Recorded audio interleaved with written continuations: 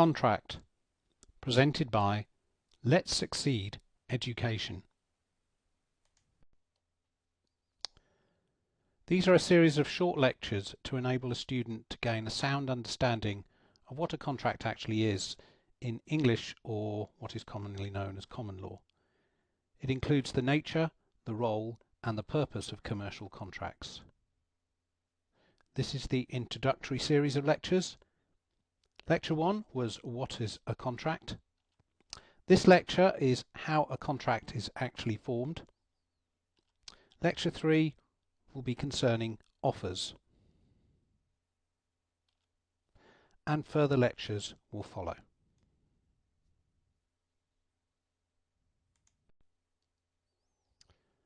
Lecture 2, how a contract is formed. A contract is formed in English law by the parties entering into an agreement.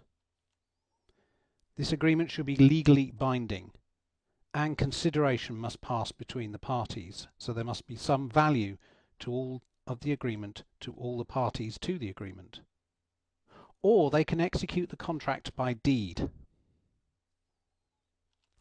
Now, a contract by deed is much more formal than a simple contract.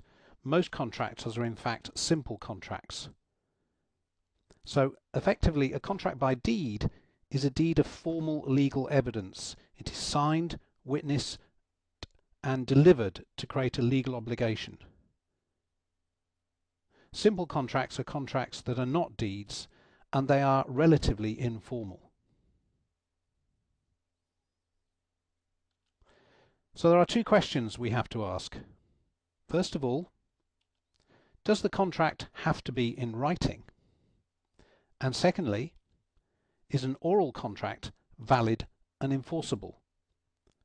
And what are we going to be dealing with in the rest of this lecture are effectively simple contracts. So these are the two questions that you need to ask about those contracts. Does the contract have to be in writing? And is an oral contract valid and enforceable?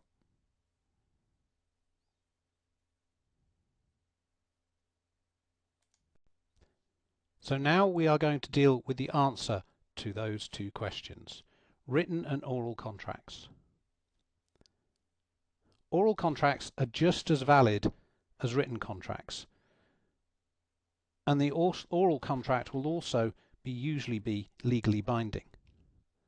So if you use a taxi service, all of that is done orally. You phone up, you ask for the taxi to pick you up at a certain time, they pick you up, they complete the agreement, and you have to pay for it. It's all legally enforceable, but it's all done orally. There's nothing written.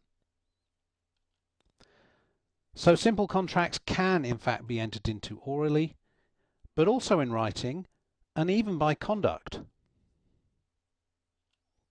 But there are a number of exceptions. Certain contracts must be in the correct form. For example, the law requires consumer credit agreements to be in writing.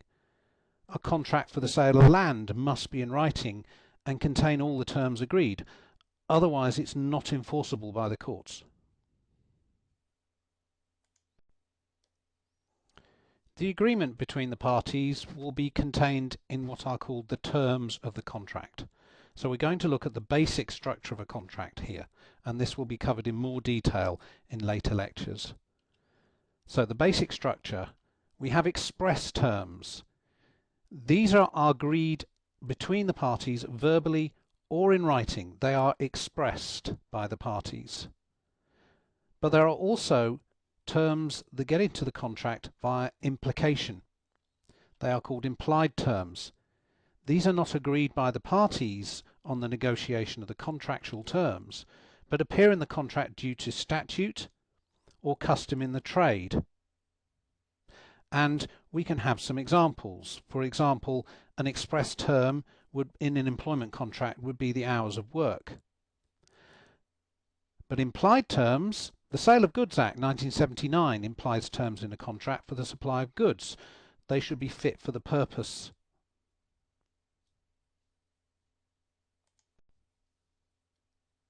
Next, we're going to look at the essential requirements to have a valid contract. First of all, we need an offer. one of the parties needs to make an offer, and that offer must be accepted in all its terms. There needs to be consideration. There needs to be value on all sides of the agreement. So it doesn't necessarily have to be valuable to outsiders, but it needs to be value to those who are involved in the agreement. And there needs to be intention to create legal relations. Now there are also a number of overriders that basically, even if we have all those essential requirements, can cause issues. First of all, the persons involved must have capacity to contract.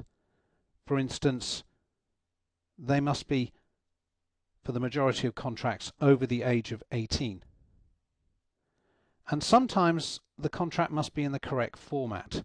As we've discussed before, contracts for the sale of land must be in writing to be enforceable.